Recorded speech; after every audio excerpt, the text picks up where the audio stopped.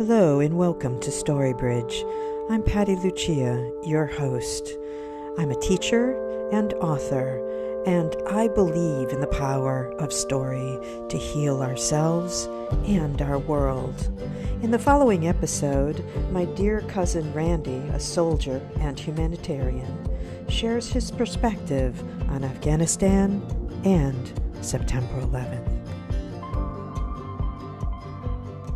All right, and welcome everyone to Storybridge. I'm your host, Patty Lucia, and I am excited, and I hesitate to use the word excited because it's kind of a somber topic. But if you're going to talk about difficult things at a difficult time, I think there's something reassuring about talking about such subjects with family. And so my special guest this evening is my dear cousin Randy, who I like to think of as a soldier and humanitarian and so many other things, father and a man who loves to adopt Dachshunds.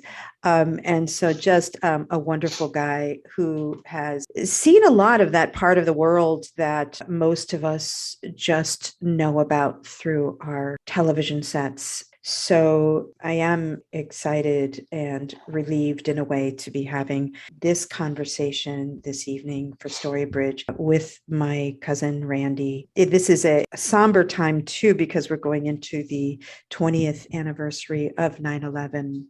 I personally was in New York City in a classroom on the morning of 9/11. So this week is meaningful to me and certainly meaningful to my cousin. So I'd like to welcome my dear cousin Randy Lucia to my podcast.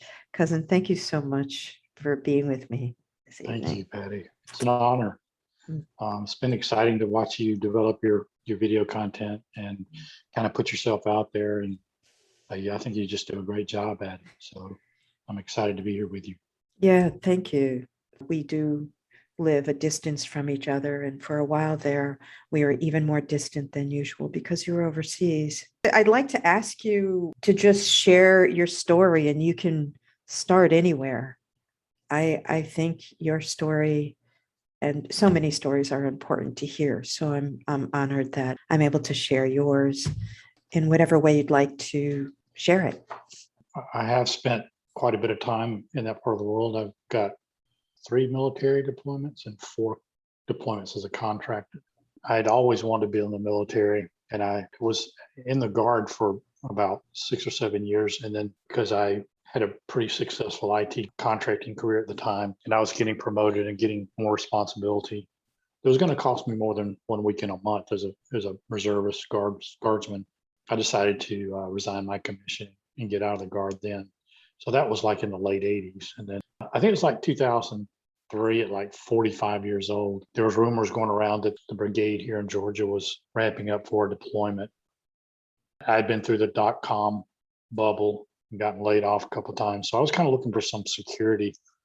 So I thought if I got a clearance to do something in the military, that would secure me, because I saw quite a few jobs that, of course, working with DOD or some entity like that required a clearance. So I looked up jobs on what I thought I'd like to do. The counterintelligence agent thing kind of stood out for me. It's kind of like being a cop, but you are kind of a cop, but not so much. You're more looking for people that are trying to infiltrate the base. The prime example is there's some dude sitting off base with a camera with a long lens on it, taking pictures of the gate. So somebody might report that. That would come to the counterintelligence office. It might go to the MPs or something, but we would get involved in something like that. A new NSA complex goes up, and all of a sudden there's a lot more Chinese restaurants that pop up that probably are the normal. In counterintelligence, you kind of look at things through the enemy's or your adversary's lens. So things that they would be interested in collecting, information they would be collecting, people that they might want to target for, say, somebody that worked in a position on base that had access to classified information. Well, the whole honeypot routine. Some good looking girl come up to some guy Yeah. and try to do something to get him drunk or what, to influence him in some way Mm-hmm. to get that information. So anyway, that's what I signed up to do, and sure enough, the brigade here was spinning up for the deployment to Iraq. And I haven't really talked about this to a lot of the military guys, but I think it's the similar mental, not challenge, but maybe if you've been in the military at all, you want to test your mettle, because you spend so much time training in the military. The opportunity to kind of go do the real thing, so to speak, is just kind of a quest to show his mettle, Mm-hmm. to see if he can keep his head under fire, kind of thing. So Mm-hmm. that's part of the reason why I did it, much to my wife's chagrin. But so I went to school, and then not long after that, we mobilized to Iraq, and it was a whole, we're gonna go there, we're gonna kill terrorists, let's go kill people, So I kind of went over getting fed that kind of mentality. So I didn't work in an office. Mm-hmm. There's two sides of being a counterintelligence agent, and that's one, working on a base, as I just described. The other one is you're on the ground in a combat situation, and you try to find local nationals that will give you information on the bad guys that are around. So that's primarily what I did when I was in Iraq. I remember this one time we went out and we were kind of patrolling around, and this one man came up. I asked my interpreter, so what does he want? He goes, we just want some water and some Tylenol because his daughter fell and busted her teeth and she was in pain. I said, that's all he wants. And they said, well, yeah. So let's get him some, it's not a problem. And the more I interacted with the local populace, got to go where there were markets and things, I just realized, these people were just trying to make a living just like we did. Mm-hmm. They're just trying to survive, and all they wanted to do is make enough money to feed their family for the most part.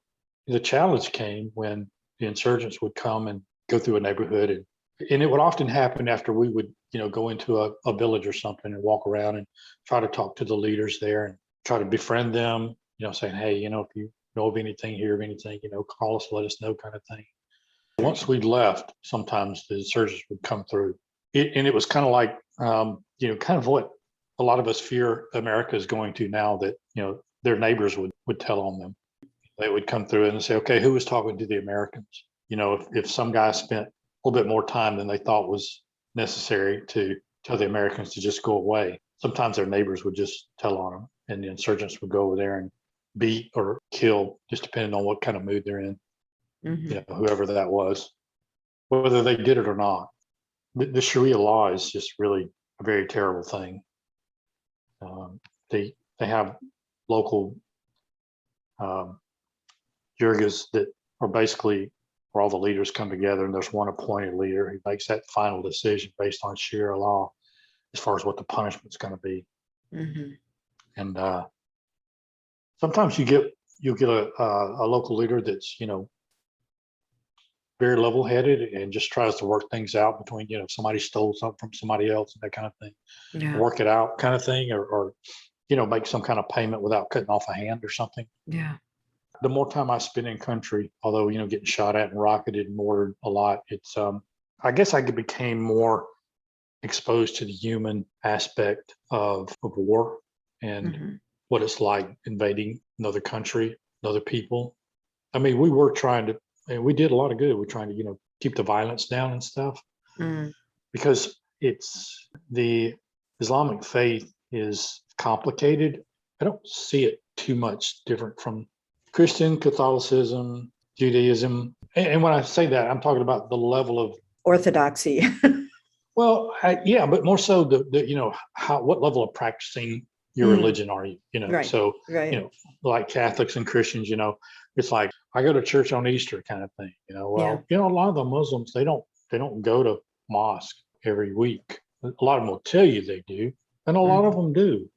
So yeah, I mean, that was another part of what we were trying to do, is trying to find out which imams at these mosques were hardcore Sharia, and spewing vitriol about Americans and everybody. So it's like Afghanistan. It's like, why did we go there, kind of thing? Or why did we spend so much time there, is what I should say. So, I mean, once Saddam was captured and the government pretty much collapsed, then it was really chaos. what happened was, all these people that were trained in the military, they didn't really have anywhere to go. They didn't have any jobs. Yeah. So a lot of people don't realize that the insurgents, the Taliban, ISIS, they pay people to join them. I mean, when I was in Afghanistan, there was a small clump of ISIS people there, and they would recruit. They say, "Hey, we can pay you $10 more a week. Come join us." And someone would do it just for the money. It happened in Afghanistan too. They had a guy that let the insurgents plant an IED in the road just outside his front door. And he's like, "Well, why did you do that?" And he goes, "Well, I needed the money." Because I mean, when you go into a country and you bomb the crap out of it, and you impact their commerce and everything like that. Yeah, their whole economy. Yeah. Yeah. And then you disrupt that. And then you throw in the fact that now you've pissed off a bunch of insurgents, extremists. A lot of the areas where they control, just like in Afghanistan, the Taliban, they dictate on what businesses can operate, what they can't. And then, of course, they skim, kind of like the mafioso, right? They skim some off the top, just for security reasons. So it's just the same stuff, different location. I still go back and think about the human aspects of a lot of that. I did go to Afghanistan. I didn't do a military deployment to Afghanistan, but I did 3 contracts there. So I didn't get out and get exposed to the people too much. I got exposed to a lot of people that came onto the base. Of course, I flew helicopter back and forth to a few places. I got to see some of the terrain between Bagram Air Base and the base that I was working on just outside of Kabul. But we poured so much money into that economy. And it was good to see the positive things that we did, because a lot of what you hear on the news, things that we did accomplish over there, we did. I mean, to see the women being able to go to school, get educated, hold jobs. And most of them, the majority of them were hard workers, and they loved what they did. They were, most people were passionate about their country and being an Afghan. And that was really awesome to see. And we employed a lot of people in the military and all the other contracting companies and stuff. We poured a lot of money. Yeah, and employed a lot of people. So what kind of jobs did you offer? Well, interpreters. Definitely, yeah. And and the whole thing about, what they did for us, it's sad because, and they did it in Iraq as well, in both places, primarily Iraq. I remember that because I was directly involved with more interpreters there, but most of the interpreters I had in Afghanistan were actually U.S. citizens that knew how to speak the language. And so they were U.S. citizens. Maybe they were born in Afghanistan or somewhere, and they could speak the language. So they would sign up as a contractor like myself to go over there and just be translators for us. They would promise these people special immigration visa or something like that. But basically it was supposedly a fast track situation. And I can remember being in Iraq where this one guy showed me, he had a letter from this commander that was there 2 or 3 years ago, and they would have a file, and it would be, all this documentation they would have to say, yeah, this guy worked with us for this length of time. He did a great job. I recommend that he be given this SIV visa and be approved and that kind of thing. So the State Department just slow roll all that stuff. In other words, they were supposed to get special visas, but the State Department moved very slowly on it in Iraq and Afghanistan, or not at all. Slowly is a nice word. So, but who made the promises? Did the State Department make both the promises and then not move on them? Yeah. So since the State Department is responsible for all that, I would assume it was the State Department, but I mean, I don't know definitively, but they were the ones that would have to approve all that. And and I get it to a degree because, you got a really good linguist that's been working there for quite a while. That's an extremely valuable asset, especially those higher level linguists. A lot of the guys that ran around with special forces guys, the SEAL teams and stuff like that, a lot of those guys were locals, I think. It's probably a mix. But so anyway, these guys put their lives at great risk. And I can still remember a guy's face. I can't remember his name, but when I was in Afghanistan in 2019, he came up to me. So there's the base, and around the base, of course, they have fence. What these call these HESCO bearers, which is these large things they can fill with sand and stack them on top of each other. There's a kind of a fence. And then there's a gate, which we call an ECP, which is an entry control point. And that's a controlled gate by the US. Armed guys are there all the time. And that's where we met the people that we talked to. And there were always linguists there. Of course, we had our own linguists on my team. But I can remember this one kid looking up to me, and he spoke great English. And they study real hard to learn English. Sometimes they might take it in school, but they know that's their path, right? If they can speak fluent English, that takes them places where they didn't have that, they wouldn't be able to get. So, Right. and he looked at me and he said, "Hey, I was wondering if you could check into my status, my visa status for me." And I'd heard that before. But when he asked me that and looked at me, there was really this kind of hopeless look on his face, like, I've been trying to find out about this for years and I've heard nothing. And I told the guy, I said, "Look, I don't have any State Department connections. I wish I could help you. I really do." But they all do that. He's not the only one. You know, even though they had visas, it wouldn't have made sense for them to just constantly approve those things and pull those assets out of the country, because they were assets. They were a huge complement to the force. That's not saying that when we knew we were going to start pulling out, there should have been some kind of process to gradually start. I mean, this should have started a year or two ago. But because we kept flip-flopping about, we're staying, we're going, we're staying, we're going, kind of thing, it just didn't happen. So it's sad. It really is. From your perspective, what was behind the flip-flopping? It was a combination of, how do we get out of this gracefully? How do we do this without looking like losing thousands of U.S. military for nothing? Everybody knew that the forces that we had spent a lot, and that's what I did when I was there in 2019. I was supporting a U.S. entity that was training Afghan soldiers. I think everybody knew, especially in the military, that these guys probably couldn't hold water against the Taliban. And I'll have to caveat that with, there were a lot of Afghan soldiers that were badass. Those guys are really badass ones. They hung around the special forces, the elite groups, because the elite groups knew that they could fight. A lot of joint missions with those elite Afghan, but there just weren't enough of them. And again, we were providing all the air support. You know, the last few years we were there, we trained up some pilots to fly these prop fighters, fighter bombers, helicopters and whatnot. So you had to leave gracefully, because we knew that they couldn't sustain combat with the Taliban. From your perspective, why do you think that is? I don't know, Patty. I kind of go back to, it's hard. And that's what, American foreign policy is so terrible about, because they see the history, they can read the history. And they do it anyway. Somewhere in the back of their minds, they're thinking, you know what, if we can just go there and instill a little bit of democracy, give them a taste of it, they'll love it. Do you think that it was always about democracy? No. I mean, I know that's kind of the spin.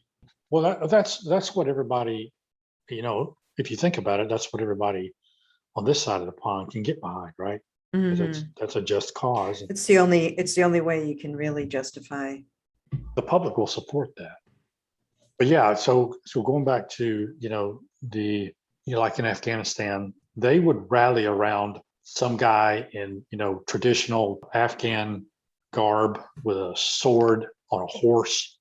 They would follow that guy, to the ends of the world. But give them an up armored Humvee with a 50 caliber on the top and all that kind of weaponry, and they're like, that's American, that's kind of American kind of thing. But yeah, and again, the Sharia thing comes back in, because the Muslims know deep down inside that they've been taught at some point to know that Sharia that's their culture. It's a theocracy, right? So their government and their religion is the same thing. That's a quest to that, because that's what they know is true to their religion. Now, the levels of severity for that Sharia law is up for interpretation. Most of these leaders in these extremist groups, they don't really have any education. Iraq, in general, the literacy level was a lot higher, a little bit higher than Afghanistan. Afghanistan is one of the most illiterate countries in the world. So you have imams, or you have somebody that's, got a whip or a sword, threatening people, probably never attended school. Mm, He knows enough about, kind of like preachers, some preachers in the U.S., mhm, right? They've read the Bible enough to be dangerous. mhm. So yeah, that's it's a culture thing that a lot of Americans just really don't comprehend, especially Americans that never even been out of the United States and Yeah. interacted with another culture. Period. So Mhm, mhm. Now that you have had these experiences, what do you think about the whole nation building perspective? Do you think that that's really something we should be doing anywhere? if you think back to post World War, we hung around and helped even the Japanese economically and several European countries kind of rebuild. Those countries were actually able to keep Yeah. their same So government. They still had yeah. the we were just kind of helping them build back an infrastructure after Yes. the destruction of the war. Yeah, and you have so much history to say no, don't do this, right? Yeah, It's like exactly. flashing lights, red flashing lights everywhere, sirens going off, and it's like, hey, stupid, this country's been trying to Afghanistan has been trying, trying to conquer that for thousands of years, maybe, Mhm, or more. And I'll call it the military-industrial complex. And I suckled from that teat as mm. a contractor. I did. I went over there thinking that I was doing some good by doing that as a contractor, and I got paid good for it. Of course, I was putting my life at risk in doing that. But the more I think about it, and the more I learn, just on my own reading, the military industrial complex is a really powerful thing. If you don't have war to kind of funnel funding to that, it's almost like You have to, pharmaceutical company trying to create a new drug. You got to yeah. takes years to Or, a to pharmaceutical company that, it's like, it would be like a pharmaceutical company creating a disease so they could offer the drug.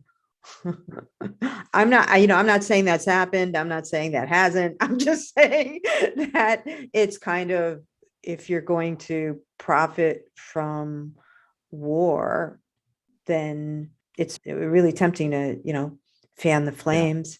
And it's interesting you bring that up, and this is kind of maybe a little bit beyond where you wanted to have this conversation today, but I think that we're going to start seeing a totally different type of conflict going Mm, forward. I think the days of moving conventional. conventional, moving large numbers of troops to another country, weapons and equipment, that kind of thing, or probably won't see that to the scale that we've seen it, Mhm. i.e., Afghanistan. I think our future looks like more bioweapons.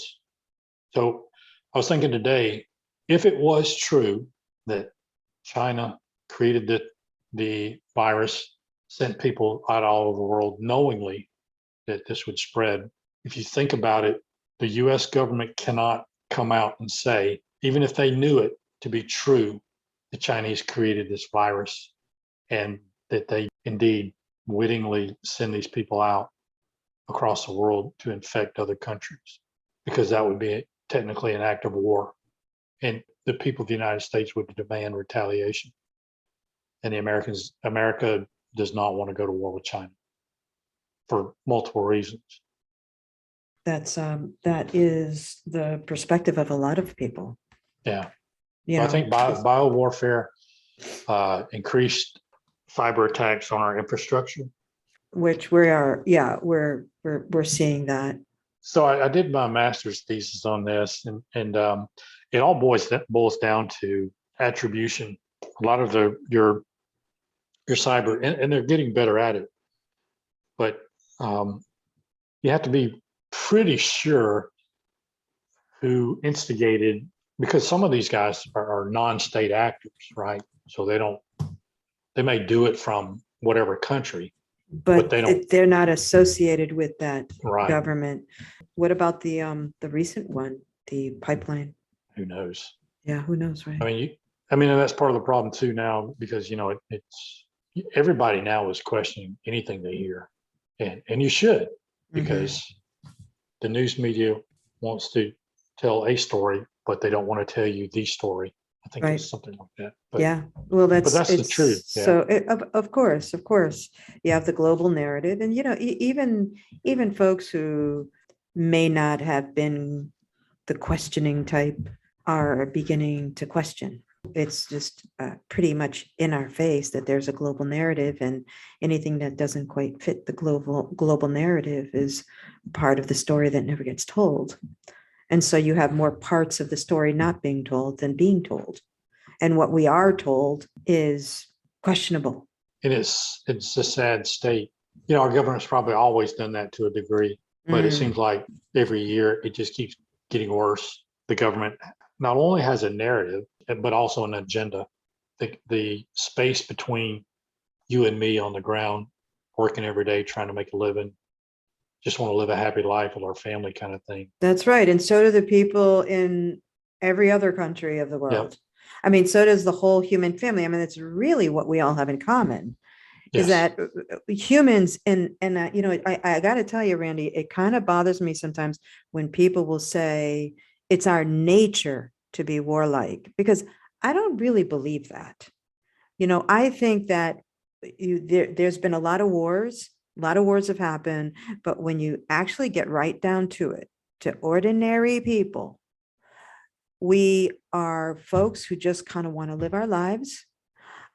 We want to have our relationships. We want to make babies if that's what we're into. We want to have a good time. You know, we want to eat good food. We want to laugh. We want to enjoy ourselves. We want to feel productive. We want to feel like our lives have meaning, you know, that we're making some kind of contribution to our community, our country, our family, or whatever.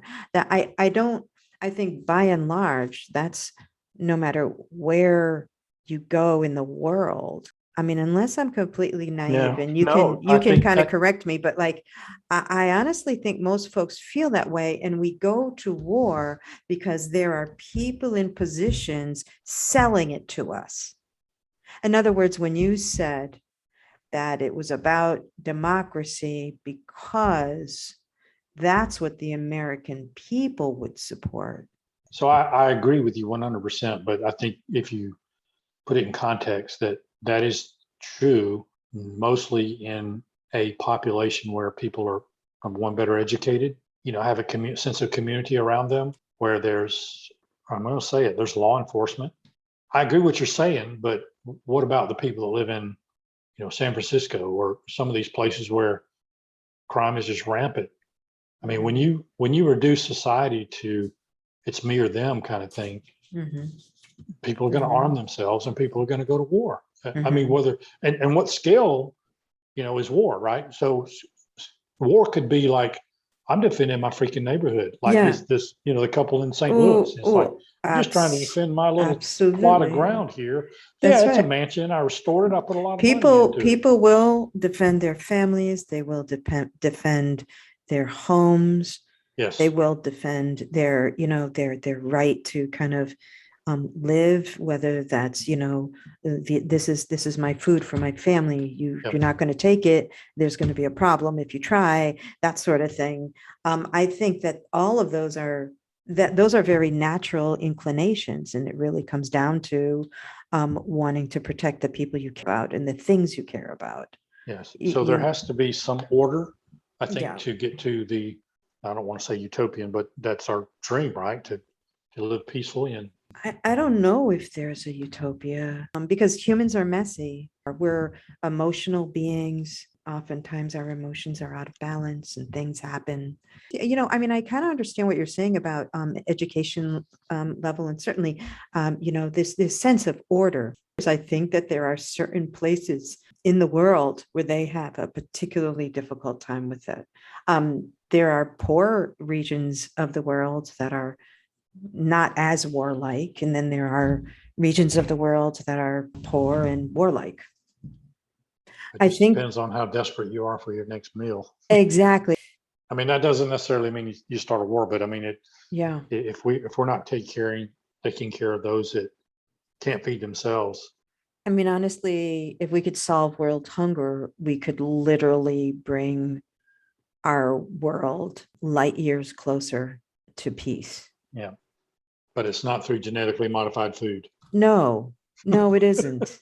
Which they've already tried to do. Yeah. I had a buddy that his wife fiance and then wife was had a charity. I think her family had some money or something, but anyway, had a charity organization that she ran in Africa, feeding the poor and stuff like that. They were, he was talking about the grain and all the wheat and stuff that they sent Mm. there.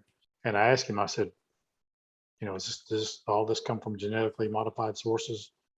He said, yeah, but it's how we're going to feed the world kind of thing. It's, we can grow all this kind of stuff. And I had just finished reading the book Wheat Belly, because I was Mhm. doing, I don't know if you've ever read that book, but it's a I really good I've read excerpts. explanation. Yeah. So I was doing triathlons at the time, and Mhm. somebody pointed that out to me. I forget how I got turned on to it, but I read the book and it was really eye opening. And if you look at that GMO seed for corn, it just looks like, oh my God. So back to our subject. I just think that we just spent way too much time in both places. I think in Afghanistan, once we got there, we found out that we just couldn't find bin Laden.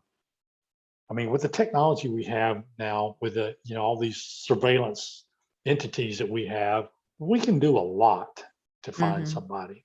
The CIA used to be really good at infiltrating places, recruiting people, local people that we could use to go in and get information and that kind of thing. So that on the ground is and they moved away from that for some reason a few years ago. But that you can't replace that even today. All the technology in the world is not going to fill in all the blanks when you're an analyst and you're trying to find someone and you got piece of this and piece of that. You're trying to put this puzzle together.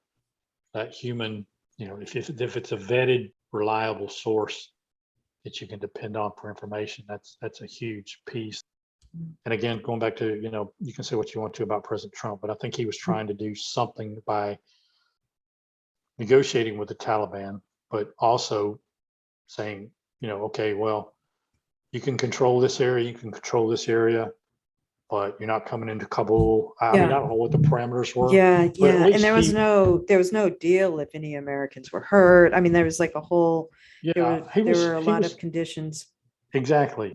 Go So, ahead. there's a lot of, again, it's complex because the Pakistani influence on Afghanistan is huge. Of course, you got Pakistan on one side, Iran on the other. So Hmm. there's lots of influence on Afghanistan. They're just like a little kid caught in the middle. How would you have done the exit? And I don't know. I would probably would have liked to have think that I would have never put ourselves in that situation at all. I would have gone there to find Bin Laden, most Mm, definitely. mm, And I would have, and they did. They turned over just about every rock they could, all the way up to Pakistani border, I think, and all up and down the mountains there, which is some really treacherous terrain that those people know like the back of their hands.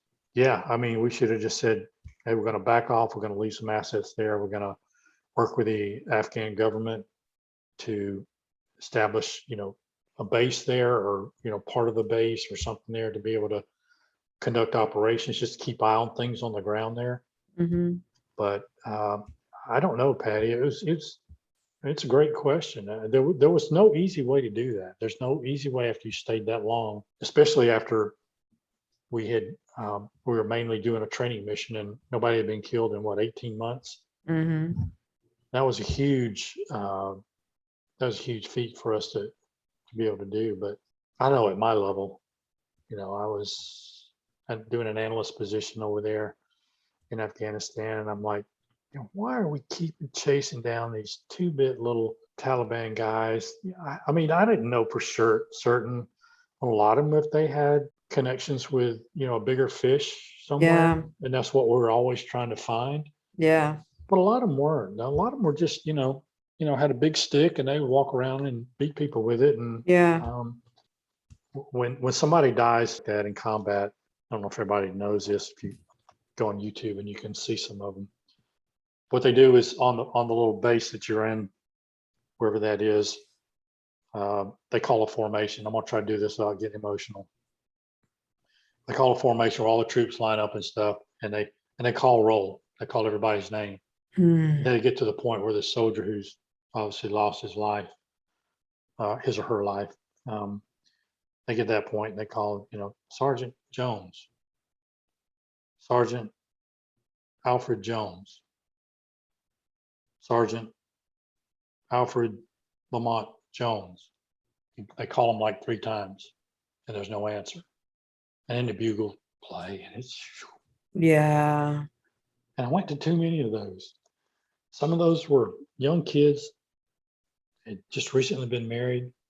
Some of those kids left with a baby on the way. Yeah. And when I think about that aspect Mm-hmm. of being there and leaving and knowing we shouldn't have stayed that long, Mm-hmm. and those kids that, they were kids to me because when I went, I was 45 years old. So I was an old guy, but man, that just tore me up. I couldn't Mm. ever, Yeah. To I see these. boo in every Yeah. one of those formations when they did that Yeah. because I just think about the human side of that. It just Oh, absolutely. overwhelmed me. So Absolutely. How much would we rather have that young man, you know, raising his son or his daughter, yeah, at home, caring for and his then wife? the thousands that's lost their limbs. I can remember Mm-hmm.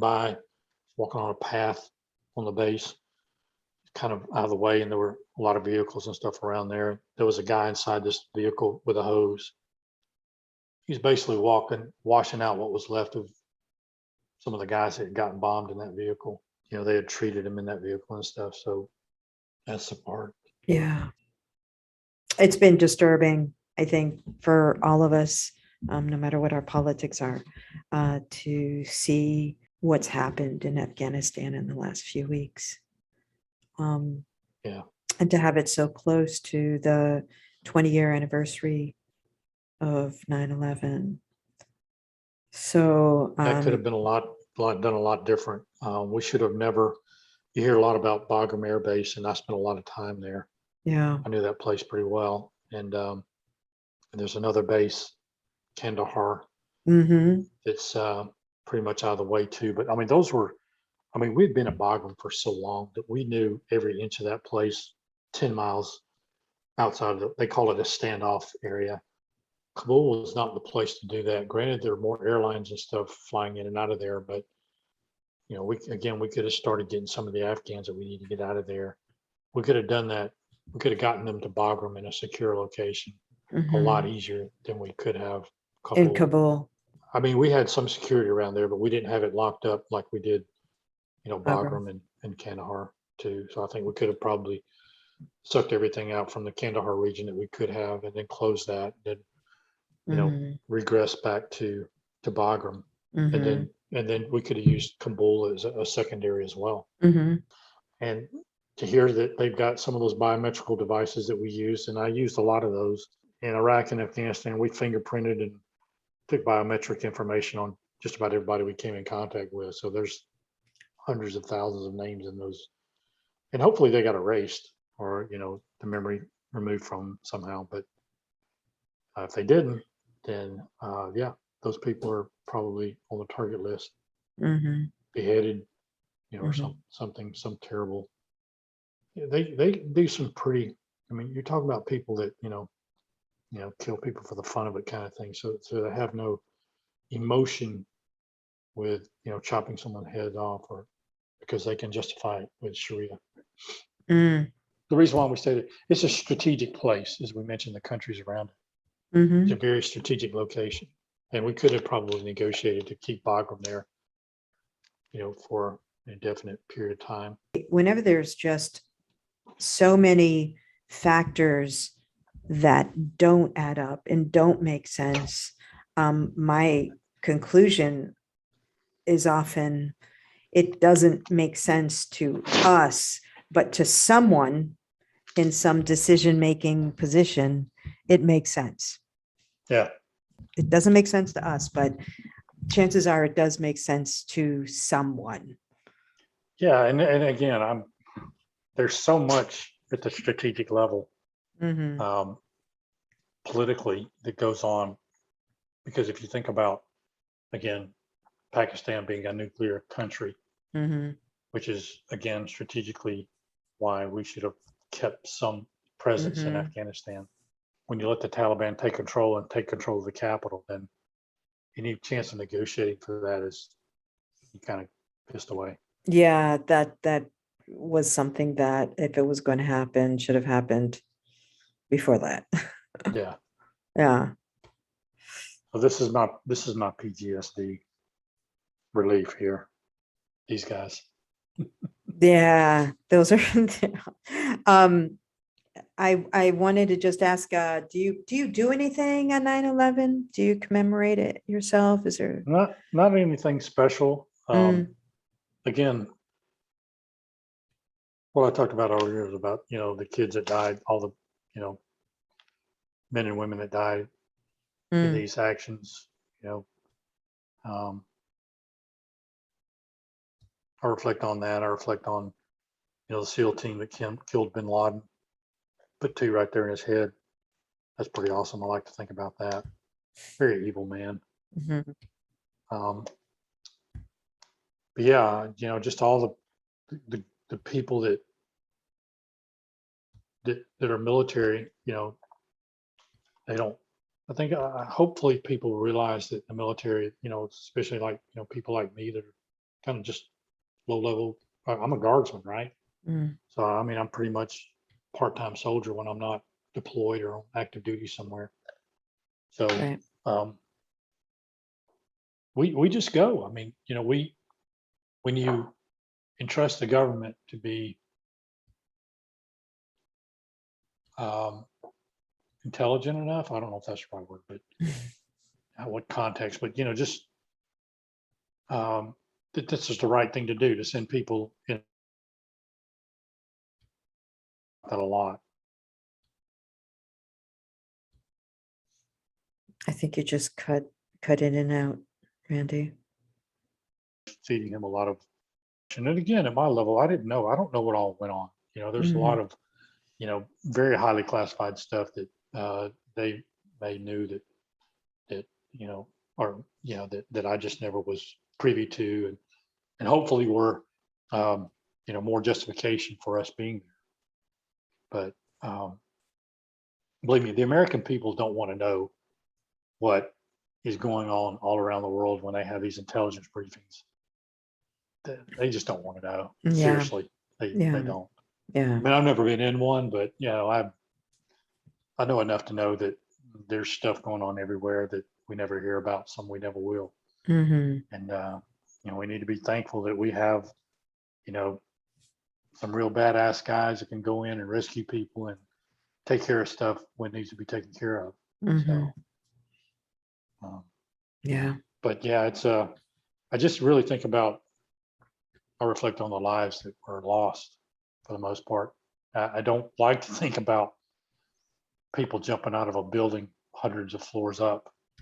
But yeah, I mean, you were there. You were a lot closer to that than I was. So I know that you Yeah. talk about having that bit more connection to, the people there and everything. Of course, I was in work, and I can remember I walked into the break room and the first plane had hit, and I walked in there and was watching it. And then when the second plane hit, I knew, I said, this is Yeah. It's war. war. This is not normal. Two jet aircraft do not fly. Yeah, that was an attack. That wasn't an accident. That was an attack. And I think, like when the second one hit, it's like, okay, we're at war. And that's kind of what my experience. I was teaching at the morning of 9/11, and they stopped ringing the bells to change class. And then there were no announcements coming over the intercom either, so we didn't really know what was going on. And the principal had the speech therapist walk room to room and tell us what was going on, because they did not want to make an announcement over the intercom. And I just remember, and she looked exhausted, like, I don't know how many rooms she had gone to before she got to mine. And I just asked, are we at war? Because that was the first thing that I thought of, when she said both towers had been hit and had come down. But yeah, we were, we pretty much stayed at school until every student was picked up by a family member, because There Yeah. was no way for any of them to get home. Otherwise, the buses weren't running. And Was there a lot of chaos just in general in the school or in well, just general? like driving, I'm thinking driving down the road, there's a lot more traffic, people running around trying to get to a Well, loved one or something. no, the whole all of Manhattan was shut down, so you really couldn't go anywhere. And you had all of the people who had gone to work that morning downtown were now making their way up Broadway.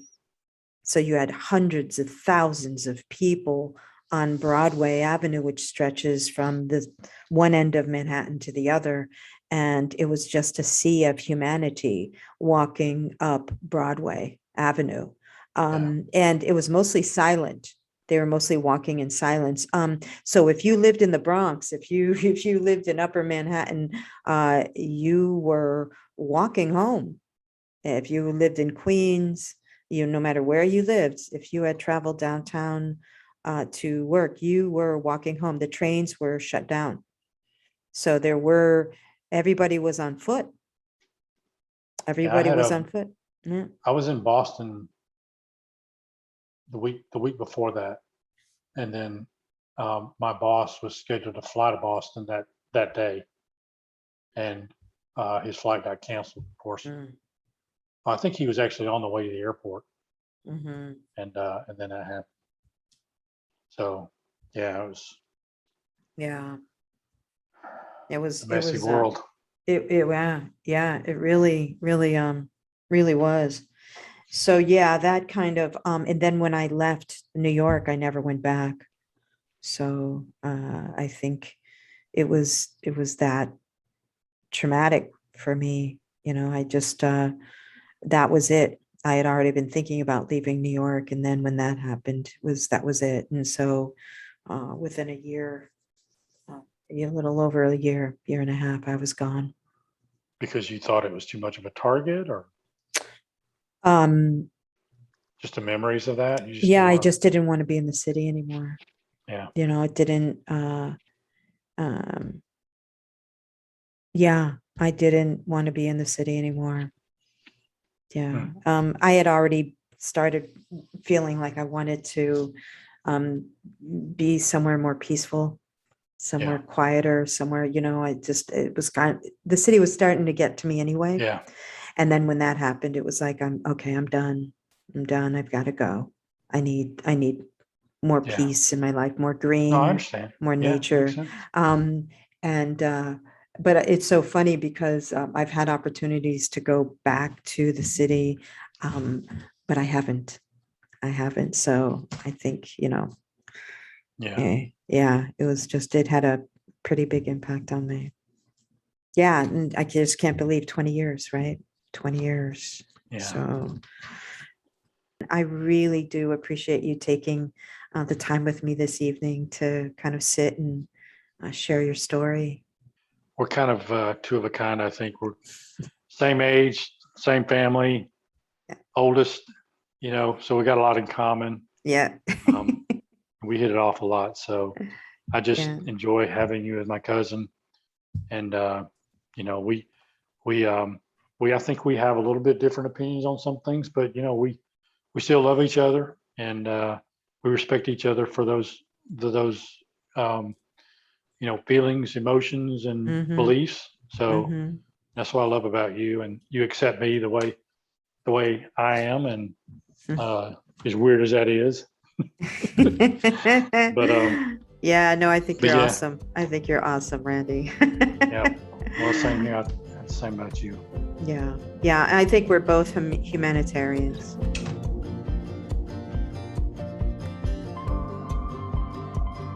For all of my books, services, and videos, visit PattyLuciaWrites.com. Thanks for listening.